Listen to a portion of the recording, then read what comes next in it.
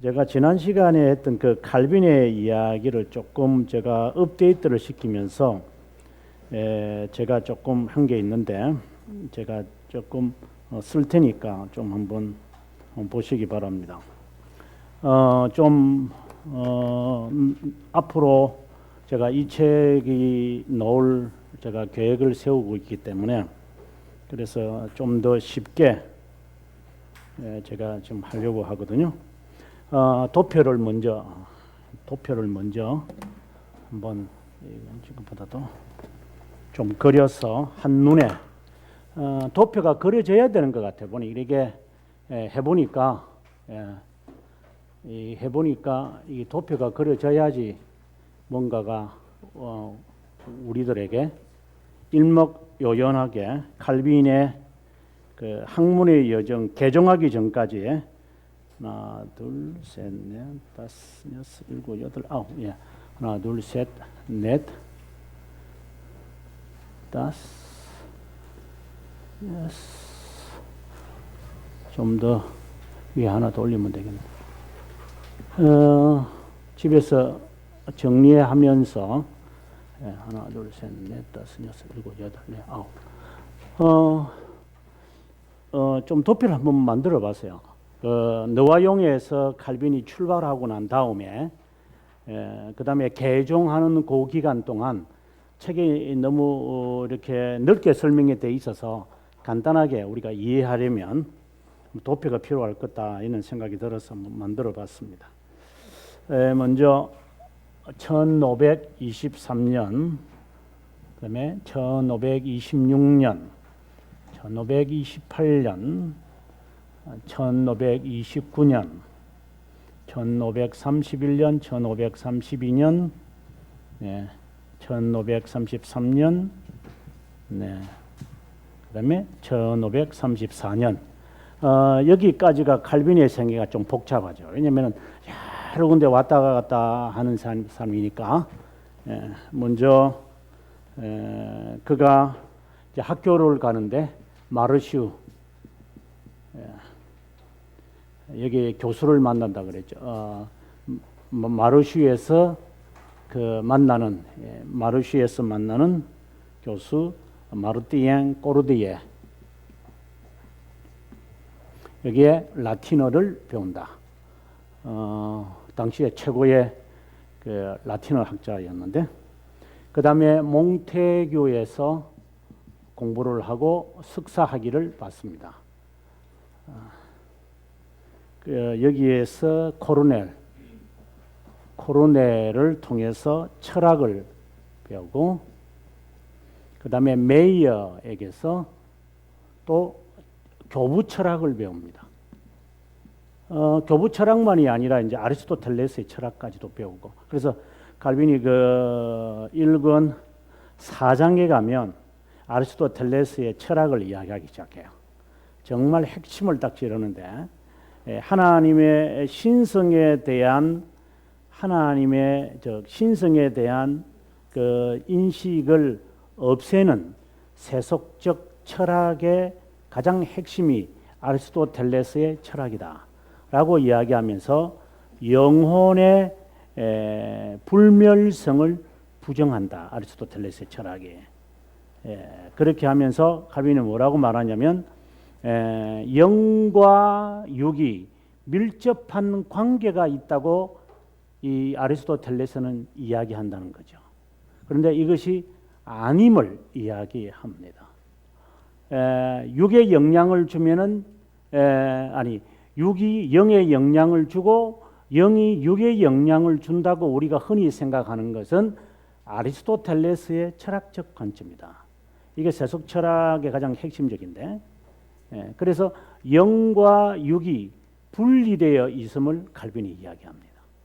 이제 이런 걸 볼 때 칼빈이 얼마나 철학의 굉장한 것을 갖고 있느냐. 그 다음에 또 하나 이 철학을 이야기 나왔으니까 코르넬과 메이어, 존 메이어죠.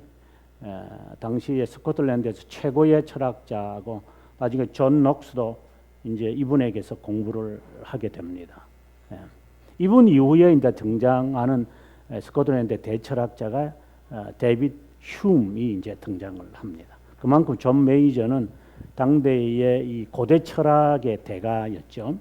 그 다음에 칼빈이 어느 정도의 철학의 깊이가 있느냐라는 것을 알 수 있는 것은 중생을 이야기하면서 영의 기능을 이야기할 때, 기억나세요? 영의 기능을 마음과 그 다음에 심정을 이야기하게 될 때에, 심정은 결국은 의지를 이야기하잖아요. 마음은 결국은 지성을 이야기하거든요. 제가 늘 하는 이야기지만 철학을 둘로 딱 두 핵심을 딱 잘라내면 인식이거든요. 인식과 그 다음에 의지라고 하는 이 부분은 아직 등장을 안 했죠. 그런가 하면 17세기 계몽운동에서 서서히 이제 의지, 쇼펜하우부터 시작을 하는 그 철학적 이슈인데도 이미 칼빈이 이걸 꿰뚫고 있어요. 이런 걸 볼 때 칼빈이 얼마나 이 철학적 이 지식이 탁월했다라고 하는 것을 이 당시에 그 고등학교 시절을 초등학교 중등 고등학교 시절에 완전히 철학에 이제 여기에 라틴어를 그리고 여기가 초등 중등 여기는 거 이제 고등 대학원까지 공부를 하면서 당시에 자기가 고백하기 나는 하루에 12시간 13시간씩 공부를 했다 이렇게 이야기를 합니다. 저도 공부를 해보지만 하루에 12시간 공부하는 것은 잠은 아마 2~3시간밖에 못 잤을 거예요. 보통 공부한 사람이 아니지 이 사람이. 이제 그렇게 하면서 이제 교부 철학에 대한 입문을 이 메이어를 통해서 이제 어거스틴의 철학도 마찬가지겠지만 그런 철학을 이제 통달하게 되어지는. 그래서 신학생들이 철학을 배운다는 것이 대단히 중요하다. 나는 그렇게 개인적으로 보는 사람입니다. 그 다음에 이제 오르레앙으로 갑니다. 오르레앙으로 가서 계속해서 법학을 하는데 여기서 또 만나는 사람이 레스터 왈더라고 하는 사람이죠. 레스터 왈더. 이 사람에게서 법학을 배웁니다. 그 다음에 알치아티에게서 교회법을 배우고, 교회법과 법학은 다르죠. 이거는 이제 이거는 로고, 이 교회법이라는 것은 캐논을 말합니다. 캐논.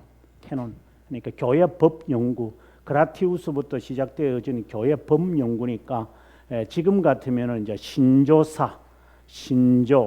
뭐 고백 이런 누구야? 그 필립 샤프가 우리들에게 많은 것을 안겨다 줬지만 필립 샤프가 그 교회사 전집 8권짜리를 쓴 이 사람이 많은 것을 알려줬지만 그 중에 하나가 교회사의 대작이죠.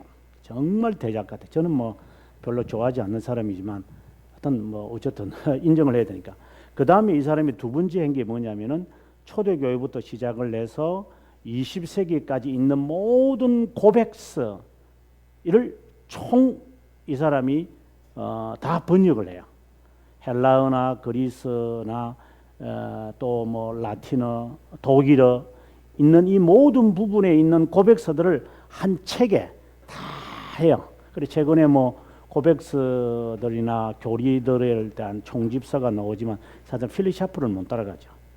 그만큼 이 사람이 이 신조에 관한 그 박식은 이제 그라티우스가 그렇다고 보셔야 돼요. 그라티우스가 초대교회부터 시작을 해서 중세시대 그러니까 11세기까지 있는 모든 그 교회법 이 안에는 뭐도 들어가냐면 교황들의 칙서도 들어가거든요. 이제 그걸 총 정리해요.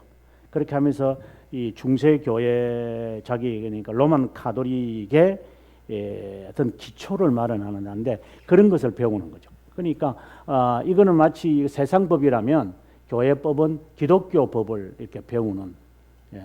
우리한테는 이런 그 개신교라고 이야기하는 우리 프로테스탄트는 이런 교회법을 배우지는 않습니다. 뭐 전공한 사람도 없지만.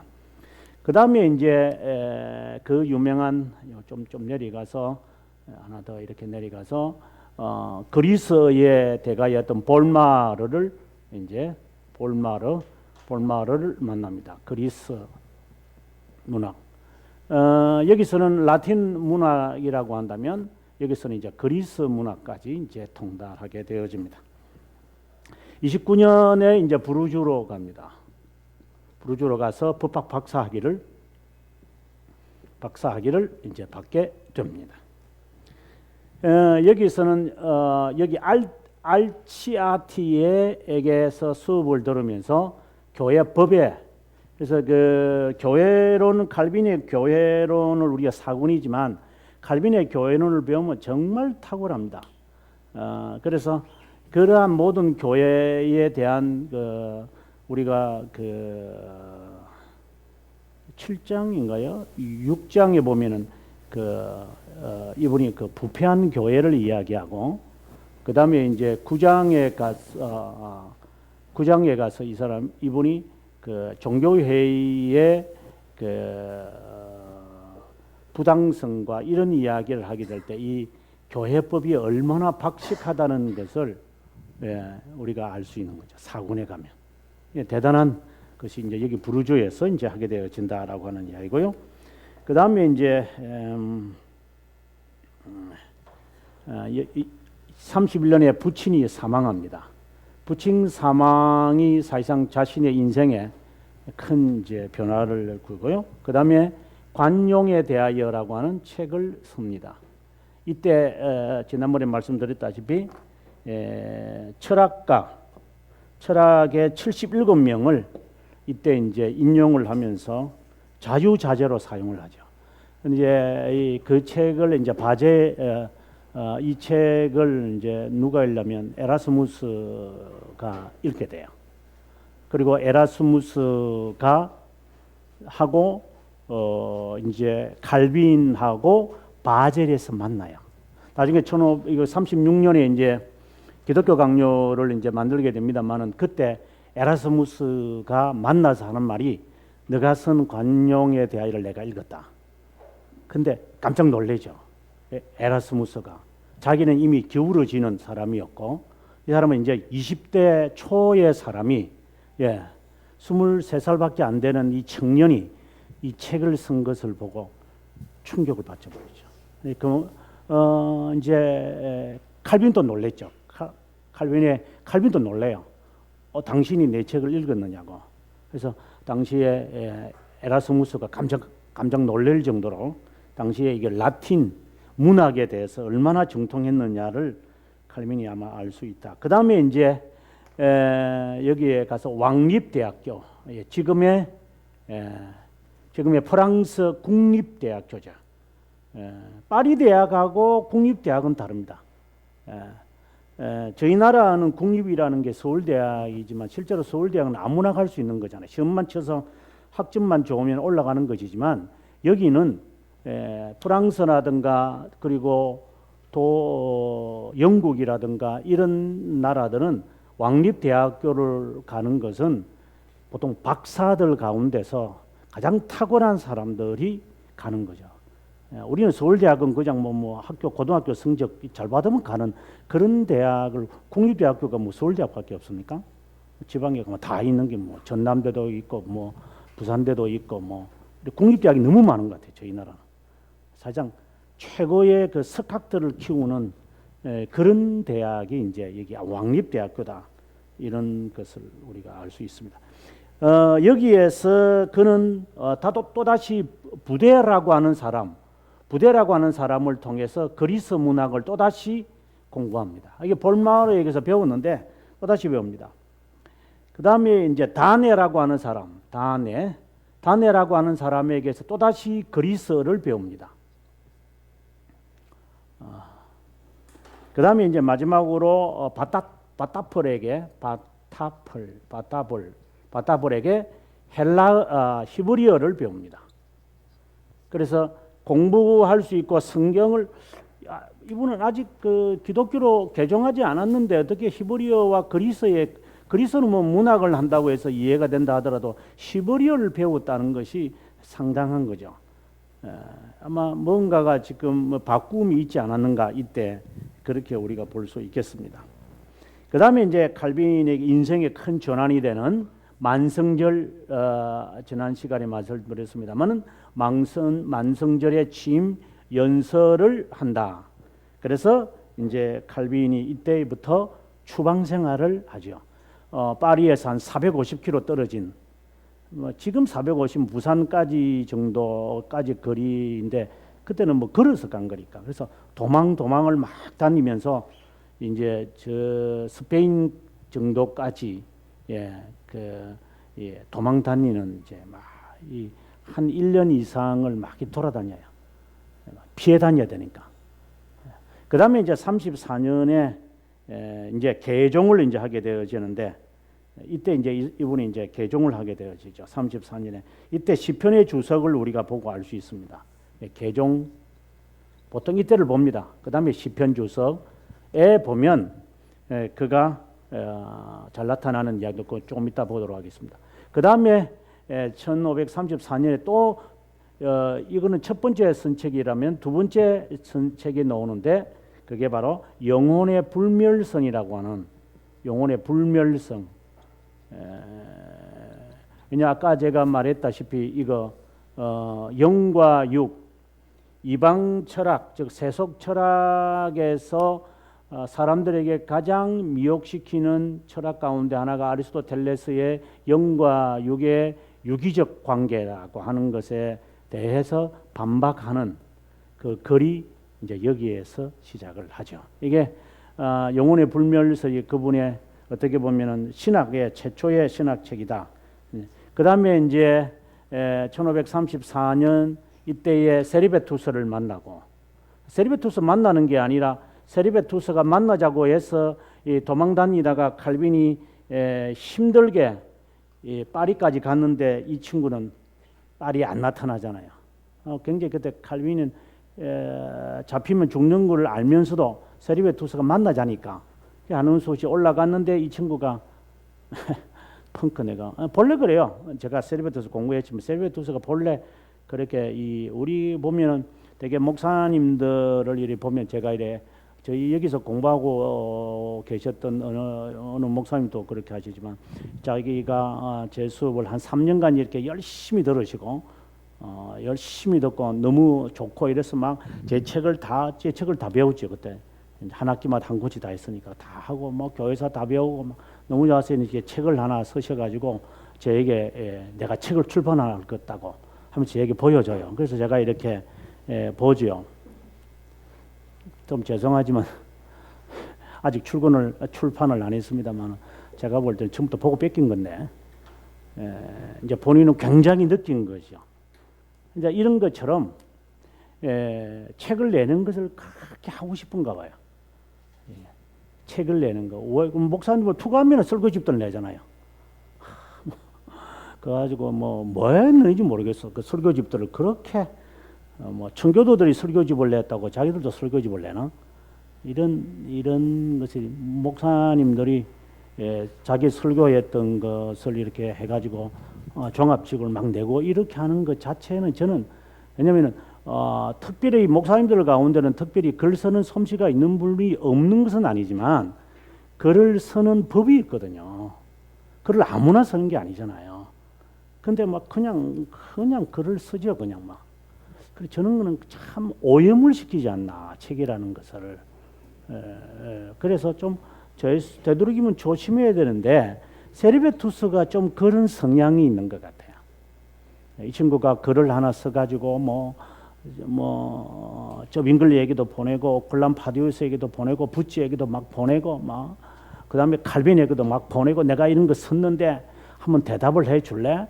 그래 칼빈이 이제 처음에는 대답을 하죠. 그러고 난 다음에 또 말도 안 되는 질문을 막 하니까 칼빈이 그러면 내가 초안을 했던 기독교 강요 그거 읽고 그러면 정리하세요 하고 보내는데 그 다음부터 세 번째부터 칼빈이 대답을 안 해요. 그래도 30번을 계속 보내는 사람. 조금 사이코적인 거 있지 않아요? 나는 답장 안 하는데 계속 문자 보내는 사람이 있잖아요. 왜 대답을 안 해요? 기분 나빠서 그래요. 뭐 내하고 뭐 싸우려고 그래요. 뭐 혼자 그냥 따블따블 대고 끝나는 사람들. 그 사람은 진짜 무서운 사람들인 것 같아요. 이 세리베투스가 그런 사람에게. 근데 제가 이는 굉장히 무서운 사람이에요. 반응을 안 하면 그래 알겠다. 이제 내가 하고 대화할 그런 마음의 여유가 없구나. 그러면 안정하면 되는데 계속 나를 무시하는 겁니까? 그래, 앞으로 내하고 안 만날 것 같습니까? 뭐 이러면서 막 보내면요. 뭐 이메일도 마찬가지요. 지금 저한테 보내는 그 이메일들이 막 일주일 되면 한 수십 통이 오는데 교수님 도와주세요. 꼭 한번 봐달라고요. 교수님 사랑해요. 존경해요. 막 이러면서 별 편지들이 다 오고. 그래서 내가 이거 안 읽을 줄 알면서도 왜 보는지 모르겠어요. 사이코들 같아 이거요. 이거 애들이 왜 보는지 모르겠어요. 이게 이단들이 특징 같아 이게요. 이 정신이 올바르면 저 사람이 대답을 안 한다면 그냥 자연스레 그만둘 텐데 왜 이러는지. 나 이 세리베투스를 제가 전공을 하면서 진짜 있어 사이코다 이거. 그 다음에 또 하나 큰 사건이 있죠. 그게 뭐냐면은 벽보 사건이라는 게 이게 이제 칼빈이 기독교 강요를 쓰게 되어지는 결정적 동기가 벽보 사건 때문에 일어난 겁니다. 벽보 사건이 당시에 프랑스와 1세의 그 잘못된 점을 두고 사람들이 프랭카드, 이게 프랭카드라는 말이죠. 프랭카드를 만들어서 이제 그 프랑스와 1세의 그 침실 앞에도 막 갖다 붙이고, 이러니까 프랑스와 1세가 화가 나가지고 벽보를 붙인 사람들을 다 잡아서 뭐 지금의 그 노르텔담의 그 광장 앞에서도 불태우고 루블 박물관 그 앞에서도 불태우고 막 불태운다는 것은 화형을 시켜 죽이는 거죠. 이런 일을 하는데 칼빈이 이제 도망을 다니면서 이제 자신에게 잘 제공을 하고 도움을 준 사람들까지도 화형을 시키는 것을 보고 칼빈이 이제 더 이상 못 참지요. 이래서 이제 칼빈이 내가 이제 책을 써야 되겠다. 이건 그냥 해가 안 된다. 이래서 이제 책을 쓰게 되어지는 동기가 이 벽보 사건이 당시 10월달 일어난 거죠. 이제 그때 이제 조용히 책을 어디서 쓸까 이래 생각을 하다가 스트라스부르크로 가요. 이 스트라스부르크를 갔다가 스트라스부르크에서 이 사람의 당시에 그때 부처가 목회하고 있었으니까 그래서 부처를 만나서 내가 정말 이런 부분에 대해서 내가 도대체 못 참을 것 같아. 그러니 나에게 좀 권면해 달라. 이러니까 부처가 그러면 지금 저 바젤에 가면 인쇄소도 있으니까 가서 에라스무스를 만나서 권면을 한번 들어봐라. 이래서 이제 칼빈이 바젤을 가는 거죠. 바젤에 가서 이제 에라스무스 아까 말씀드린 대로 에라스무스가 자기 책을 읽었다는 것을 깜짝 놀래죠. 그리고 거기서 이제 수개월을 지내면서 기독교 강요를 이제 집필하게 되어지는. 그래서 노아용을 떠나서 그냥 간단하게 한 11년, 한 11, 2년에 있는 이 생애가 상당히 조금 엎치락뒤치락 하면서 칼빈의 생애에서 많이 일어나는 것 같아요. 그래서 칼빈이 1534년에 아까 말씀드렸던 개종, 그 다음에 시편의 주석에 잘 나타나고, 그 다음에 최초의 신학 작품, 세리베투스와의 편지 서신들, 그 다음에 벽보 사건으로 인해서 기독교 강요. 그러면 이제 그 다음부터 칼빈의 생애는 간단하거든요. 바젤에 가서 책 출판하고 이제 다시 노바용으로 갔다가 자기 동생들을 데리고 이제 스트라스부르크로 다시 가자 이렇게 했다가 이제 남쪽 전쟁 때문에 남쪽으로 갔다가 제네바를 들렸던 게 이게 이제 기욤 파레를 만나서 목회하게 돼요. 이제 그 과정이 얘기예요. 그래서 아주 제가 하면서 이렇게 하면 도표를 만들면 좀 도움이 되시겠다 이해하시는데 뭐 이런 생각을 해서 만들었습니다. 그러면 우리 책을 보는데 아마 좀 도움이 되실 거라고 저는 생각을 합니다. 우리 책에 한번 봅시다. 몇 페이지냐면은 제가 지난번에 아마 시편 그죠? 시편 이야기, 시편의 칼빈이 개종 이야기하는 거. 자, 한번 보겠습니다. 404페이지. 404페이지에 시편 주석에 나타난 칼빈의 개종 이야기 제일 그 밑에 있고요. 좀 더 위로 가면은 만성절 연설의 결과는 이렇게 이야기를 하고 프랑스와 1세는 12월 10일 의회에서 루터파 이단에 대한 서한을 보냈고 소르본 대학교 신학부 교수들은 로마 가톨릭 고위 성직자들과 더불어 이 연설문과 관련된 자들을 박해하기에 이른다. 그래서 칼빈이 이제 도망을 다니게 됐다. 이제 이런 이야기를 합니다. 그러면 쭉 내려가면 중간 정도 10월에 벽보 사건이 일어나서 하는 이야기 넣었고요. 그 다음에 프로테스탄트를 검거하여 로마 가톨릭주의를 해독하겠다는 마음으로 1535년 프랑스와 1세는 이제 고위 칙령을 내려서 24명이 처형을 받고 70명 이상이 도망을 가는 사건이 나타납니다. 이 칙령의 내용은 프로테스탄트주의를 포기하고 로마 가톨릭주의로 6개월 이내로 돌아온다면 용서해 준다라는 것이었습니다. 1557년에 쓴 시편 주석의 머리말에서 칼빈이 개종에 대해서 이렇게 이야기를 합니다. 제일 밑에 줄입니다. 하나님께서 나를 희미하고 미천한 조건에서 건지고 복음을 전하는 자와 사역하는 자의 영광스러운 직책을 맡기셨다고 나는 생각한다. 내가 아직 소년이었을 때 나의 부친은 내가 신학 공부하기를 원했다. 하지만 부친은 그가 관련을 맺고 있던 법률학이 더 많은 수입을 보장한다는 것을 깨닫게 되자 자신의 계획을 바꾸셨다. 이에 따라 나는 철학 공부를 중단하고 법학 공부로 바꿨다. 이 목적을 향해 부친의 뜻을 따라 나는 모든 노력을 기울였다. 그런데 하나님은 자신의 섭리의 비밀스러운 인도하심을 따라 내 삶의 과정을 전혀 다른 방향으로 전환시켰다.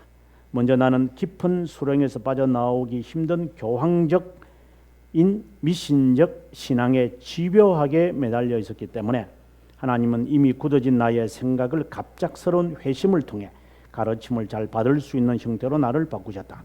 내가 진실한 경건의 하나의 확실한 맛을 터득한 이후에 그 밖의 공부들을 포기하지 않고 곁들여 공부하면서 정진하고자 하는 열망이 불타오르게 하셨다. 순수한 가르침을 갈망하는 모든 사람이 회심하였던 것보다 초보자요 시작하는 자에 불과했던 내가 깨달음에 이르는 데는 1년도 채 걸리지 않았다. 천성적으로 수줍은 성격을 가진 나는 항상 고독과 고요함을 사랑했다. 그 당시 나는 조용히 파묻혀 지내고 있었다. 전하고자 했다. 하지만 그러한 열정을 이루기에는 나는 너무나 멀리 있었다. 나의 도피처는 공립학교들과 같은 곳이었다. 자, 이렇게 이제 이야기가 되어집니다. 그다음 제일 밑에 줄에 1534년에 이제 도망을 다니면서 친구 다니엘에게 보낸 편지에서 당시가 자신의 형편을 잘 말하고 있습니다. 이게 보면 이와 같은 근유의 시간을 통해 나는 가치 있는 연구를 지속해야겠습니다. 이런 휴식을 그러니까 나의 추방 물러나는 것과 같은 잠깐의 시간을 잘 즐길 수만 있다면 나는 순종했다고 말할 수 있을 것이다. 하지만 모든 것을 미리 보시는 섭리의 주님께서 이 모든 것을 보고 계심을 믿는다. 멀리 있는 것을 우리가 볼 수 없다는 것을 경험을 통해 배웠다.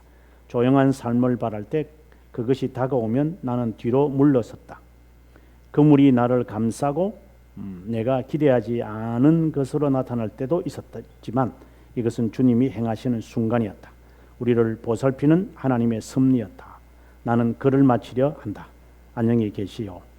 또 봅시다. 이제 이런 친구에게 지금 이제 도망 다니면서 글을 쓰는 사실 저도 개인적으로 제가 처음에 한국에 와서 공부하고 이럴 때에 그때 시간 강사 처음에는 이제 겸임으로 왔다가 시간 강사를 한 1년 정도 했거든요.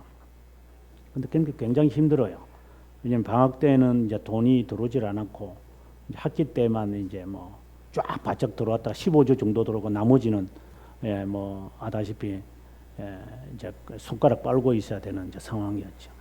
그때 이제 집에 그때는 집도 없었고 그래서 와서 이제 장모님 이제 집에 이제 진짜 참 참 비참한 세월을 지냈던 거. 그러다가 이제 장모님한테 너무 미안해서 이제 학생들, 신대원에 있는 학생들 기숙사에 그 양지까지 이제 버스 타고 양지에서 내려서까지 가는데 한 40분 걸리잖아요. 그러니까 오르락 내리락 하면서 참 비참한 정말 제가 볼 때는 비참했던 것 같아요. 그 시간들을 제가 보내면서 이 여유가 있잖아요. 토요일 날, 뭐 주일 날, 그거 몇 개어요. 이제 이런 마음인 것 같아요. 아, 이 시기에 내가 글을 쓰자. 왜 내가 앉아가지고 신세 타령하나?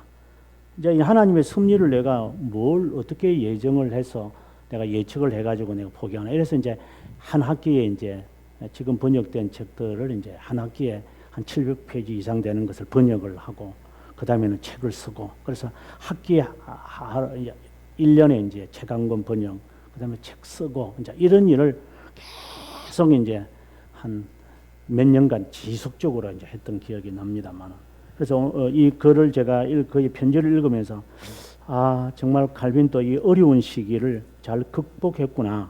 뭐 루트도 마찬가지죠.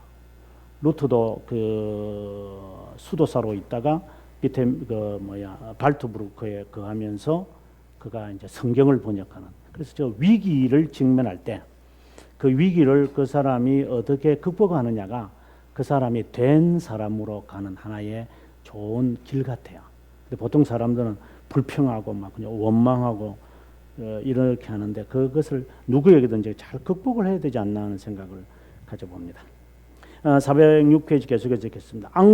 앙궁렘에서 수개월을 연구하면서 보냈던 칼빈은 34년 4월 네락으로 여행했다. 이건 완전히 남쪽입니다.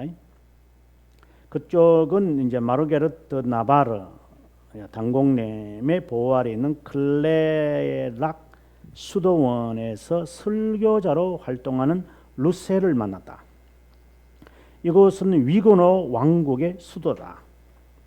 그곳에서 칼빈은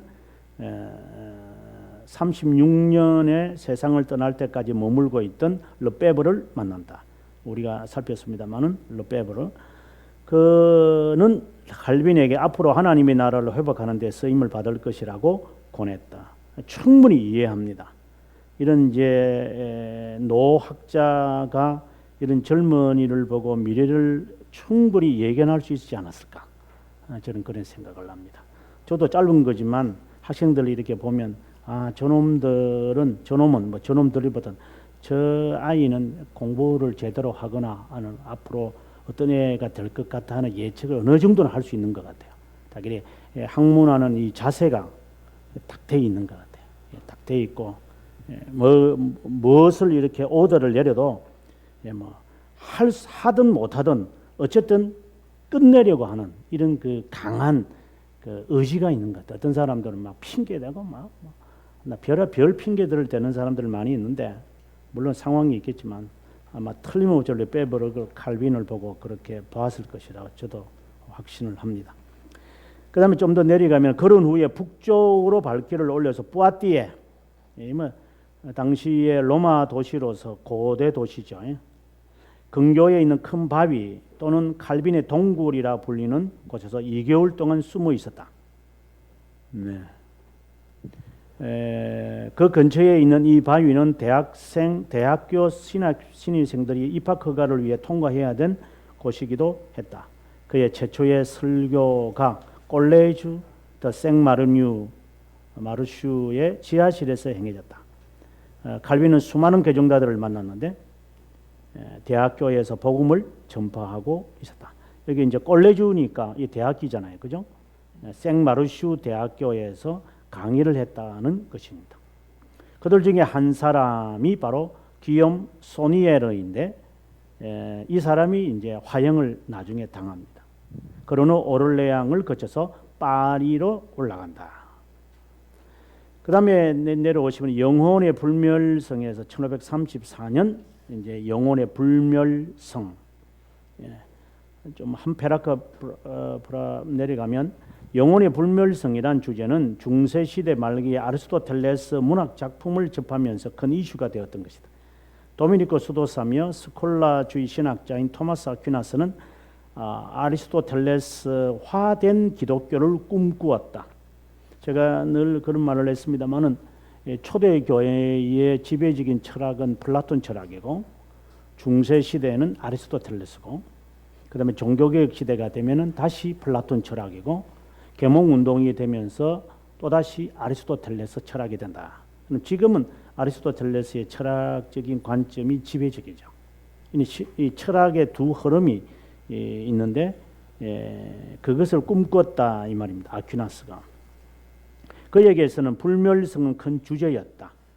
또 프란체스코 수도사이며 스콜라주의자였던 보나벤추라는 프란체스코의 수제자입니다. 불멸성을 설명하면서 아리스토텔레스 견해를 배제했다. 그런데 칼빈은 영혼의 세 가지 견해를 설명하고 있다. 첫째, 영혼은 세상 종말 때까지 죽은 자의 부활을 기다리면서 잠들어 있고 무의식 가운데 있다. 둘째, 죽을 때 영혼과 육체는 죽지만 부활 때 다시 결합하게 된다. 셋째, 영혼은 하나님 앞에서 살아가고 최종적 부활 때까지 몸의 존재를 요구하지 않는 영적 행위들을 수행한다. 이런 이제 설명을 하면서 마지막 세 번째 견해를 선택하여 영혼은 몸과 달리 그 자체로서 유일한 본체다. 영혼은 없어지지 않는다는 거죠. 영혼이 본체가 아니라면 몸이 죽을 때 생존할 수 없다는 것이다. 죽음 후에 영혼은 지각과 지성을 지니고 있다. 이거는 분명히 우리가 아셔야 되죠. 죽고 난 다음에 우리의 영이 그대로 존재하고 있죠. 그래서 우리 그 후크마가 쓴 그 인간론을 보면 우리가 인간이 죽었을 때 우리 육체는 썩어지지만 영은 여전히 살아서 아브라함의 품에 안긴다. 여전히 생각하죠. 그래서 지옥에 있는 이 부자가 그것을 느낄 수 있는 것도 그런 거죠. 아마 제가 볼 때는 얼마 전에 죽은 아마 호킹을 비롯한 이런 수많은 철학자들도 아마 지금 뜨거운데 그 친구가 죽으면서 지옥이 없다고 호언장담을 했는데 당연히 지옥이 없다고 했으니 당연히 천국도 없겠죠. 지한테는. 그는 하나님을 믿지 않았으니까. 하나님이라는 그 존재는 인간이 만든 것에 불과하다 이런 이야기 했으니까 내가 보면 지옥에 가도 싸다 하는 생각이 들어서 이 세상에 지내면서도 저렇게 힘들었는데 지옥 가서도 저렇게 힘들 거다 하는 생각을 해서 하고 있습니다만은 지금도 그들이 아마 지금 내 목소리 아마 듣고 있겠죠. 호킹이 억울하다고 이런 그 우리가 영이 죽지는 않기 때문에 그대로 생각하고 지성이 그대로 갖고 있죠. 이게 우리한테는 무서운 것 같아요. 여기에서 철학자들이 말하는 것처럼 죽으면 그냥 영과 육이 그냥 죽어버리면 좋을 텐데 안 죽으니까 문제죠. 이게 영혼이 살아 있으니까 이게 그게 이제 안 믿는 자와 우리의 큰 차이 같아요. 저 밑에 그리스도께서 죽은 자들에게 전파할 때 그들이 깨어 있었기 때문에 이해할 수 있었다. 그 이야기. 그 지옥에 내려가심을 설명을 하면서 칼빈이 이 말을 했다라고 하는 겁니다. 그 다음에 보면 408페이지에 죽음이라는 의미는 그 책에서 하는 말입니다. 하나님의 분노와 심판을 느낀다는 것과 동일하다는 것을 결론 내릴 수 있다. 이런 느낌으로 인해 당황하고 놀라워해야 한다. 히스기야는 자신이 자신의 왕국을 떠날 것을 알게 되었을 때 적들에게 비난이 되고 조롱이 될 것을 알았다. 이방인들을 무너뜨릴 희망이 사라지는 것을 보고 매우 안타까워했다. 죽음을 하나님의 분노와 처벌로 느꼈지 죽음을 공포로 느끼진 않았다. 죽음은 그가 애원하고 극복할 수 있는 것이었다. 죽음 자체가 악이라고 저는 생각한다. 죽음은 죄에 대한 저주며 형벌이고 그리고 공포와 패망으로 가득 찬 것이기에 화를 발하시고 벌을 내리는 하나님께서 자신들에게 그들에게 부과하는 것으로 느낀 것이다. 이런 쓰라린 고통을 가라앉힐 수 있는 유일한 길은 하나님께서 우리의 아버지이심, 우리가 우리의 지도자며 동반자이신 그리스도를 소유하고 있음을 아는 것이다. 바로 믿음을 말하겠죠. 이런 쓰라린 고통을 가라앉힐 수 있는 것은 죽음을 혼돈과 영원한 지옥으로 여기는 것이다. 그래서 죽고 나면 하나님을 찬양할 수 없을 것이다. 저는 이게 두려운 것 같아요. 죽고 나면은 기회가 없으니까. 오늘 새벽에도 그런 설교를 했지만 이게 가는 그 일자를 알 수도 없고, 아니 일자를 모르는 것만이 아니라 어떻게 가는지도 모르잖아요. 이게. 그러니까 내가 죽는다는 것을 내가 못 느낄 수도 있거든요.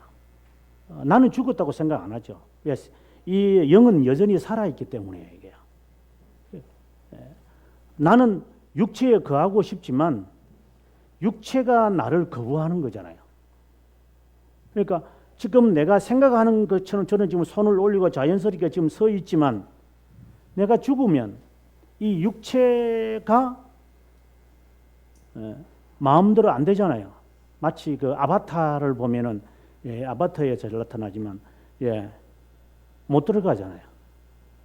그러니까 그에게서 그 정신이 빠져나가니까 아바타에 있는 그 모습은 아무것도 아닌 거예요. 그냥 하나의 그냥 그 죽은 시신에 불과하고 정신이 거기에 들어가니까 아바타가 살아 움직이는 것처럼 우리도 그렇게 될 거라고 생각해요. 그래서 나는 죽었다고 생각 안 하죠. 근데 육체가 없는데 어떻게 해요?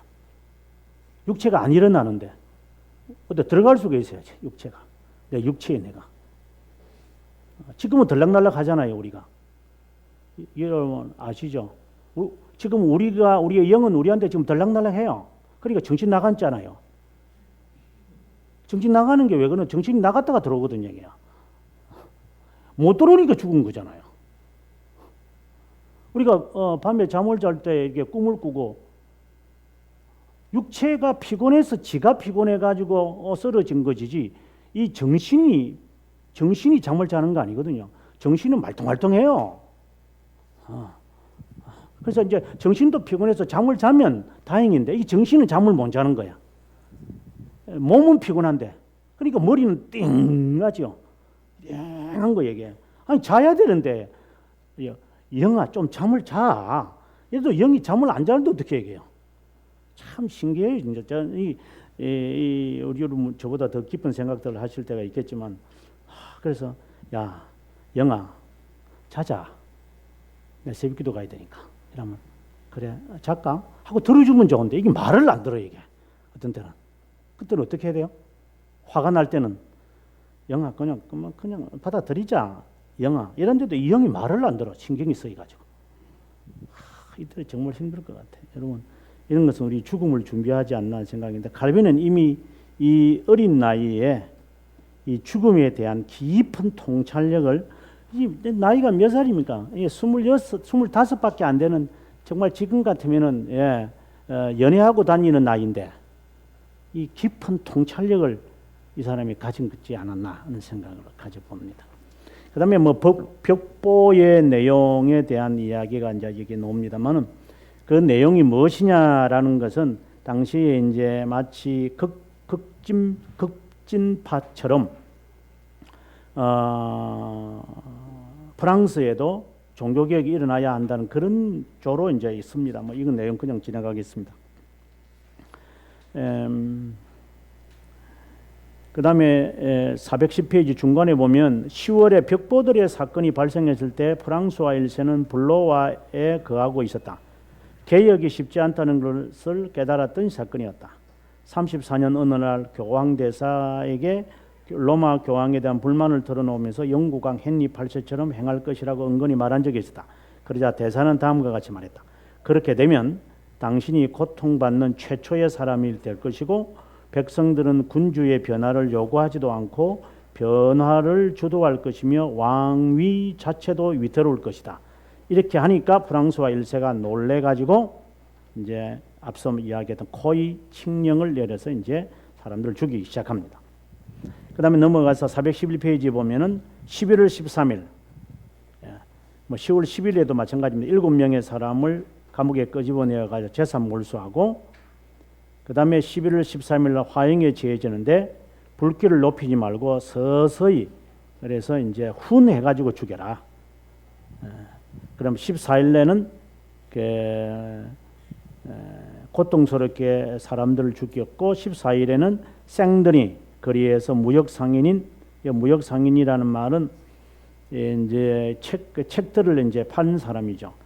더부르를 아내, 자녀들, 친구들이 흐느껴 오는 가운데 화형을 시켰고 18일 날 브리소네스의 제자였던 뽀아를 화형시켰고 19일 날 루터 작품들을 판매하는 사람들 다 화형시키고 12월 노텔담 대성당 앞에서 공무직을 맡고 있던 행정원도 화형시키고 그 다음에 12월 5일 날 상 미셸 근처에서 조그마한 상점을 운영하는 젊은이도 다리에 화상을 입었고 35년 1월에 수많은 파리 시민이 보는 가운데 공개적으로 화형을 시키고 어떤 이들은 옷을 입히지 않고 벌거벗긴 채로 화형을 시키고 가족들은 재산이 뺏긴 채로 정처 없는 곳으로 추방을 당했다. 그 다음에 밑에 보면은 칼빈이 마음이 더 아프게 된 것은 사랑하는 친구 왕립대학교에 입학하여 공부할 때 포르슈가 집에 거했는데 그 사람을 그 당시에 60세였는데 화형을 시켜 죽였다라고 되어 있습니다. 그 다음에 이제 412페이지 보면 칼빈은 오를레앙에서 34년 불멸성을 쓴 후에 교회 개혁을 위해 보다 더 깊은 성경 연구의 필요성을 느꼈다. 그래서 이제 기독교 교리를 한번 연구해야 되겠다 하므로 바젤로 향하여 가면서 스트라스부르크를 잠시 들러 붓저를 이제 만납니다. 그리고 에라스무스도 만나게 됩니다. 붓저의 소개로 에라스무스와 담소를 나누고 그리고 바젤에서 조용히 있기를 원했던 칼빈은 클라인이라고 하는 여인의 집에서 한 6개월 정도 그는 주야로 연구하게 되어진다. 그래서 결국은 기독교 강요를 완성하게 되어진다. 이렇게 되어 있습니다. 그런 것 같아요. 제가 느끼도 책이라는 것을 저도 쓰면서 느끼는 게 시간이 있다고 해서 책을 쓰는 게 아닌 것 같아요. 집중을 해서 이거 책을 쓰는 게 제가 볼 때는 책을 쓸 수 있는 것이고 예를 들어서 처음에 제가 이 가책자를 처음에는 이렇게 두껍지 않았죠. 요거 한 반 정도밖에 안 됐을 텐데 그게 한 500몇 페이지였거든요. 500몇이 되는 이것도 사실상 제가 이제 방학 때 집에 들어가 가지고 한 달 안에 끝내버려 그냥 하루에 10시간 이상씩 하루 종일 타이핑해요. 그래야지 뭐 이거는 뭐 시간이 있다고 되는 게 아닌 것 같아요. 르네상스와 종교개혁이라는 책을 에스테베의 책을 제가 번역하는 것도 4주 만에 번역을 했거든요. 딱 앉아가지고 뭐 밥만 먹으면 그것만 하는 거죠. 앉아가지고. 그러니까 칼빈 같은 천재는 6개월 동안 우리가 그 초판을 보면 그렇게 두껍지 않아요. 그 6장밖에 안 되니까 굉장히 얇아요. 예. 아마 우리나라 책으로 나온다면 아마 한 300페이지. 제가 쓴 이것이 복음이다라고 하는 책 두께밖에 안 될 거예요. 사실 복음이다라고 하는 책도 사실상 제가 2달 만에 썼거든요. 딱 앉아가지고 딱 마음만 딱 정하면 바로 나오지요. 이 작품이라는 게. 근데 칼빈 같은 경우에 뭐 탁월한 인물이니까 이런 분들이 아마 한 6개월 정도 이제 어느 여인이 이제 제공해 주니까 앉아서 이제 글을 쓰게 되어졌다 하는 생각을 가지게 됩니다. 기독교 강요에 대한 특별한 그 내용들이 이제 여기에 이제 있는데 우리가 지금 공부하고 있는 것이기 때문에 뭐 자세하게 말을 안 해도 안 되겠나 하는 생각인데 아무튼 요 412페이지부터 이제 다음 이제 2월 말이나 돼서 공부 다시 시작할 때 기독교 강요 우리가 배우고 있으니까 한번 그냥 서론적으로 쭉 한번 읽고 그다음에 제네바 요 다음에 있는 제네바의 이야기로 아마 저부터 들어갔으면 좋겠다 생각을 합니다.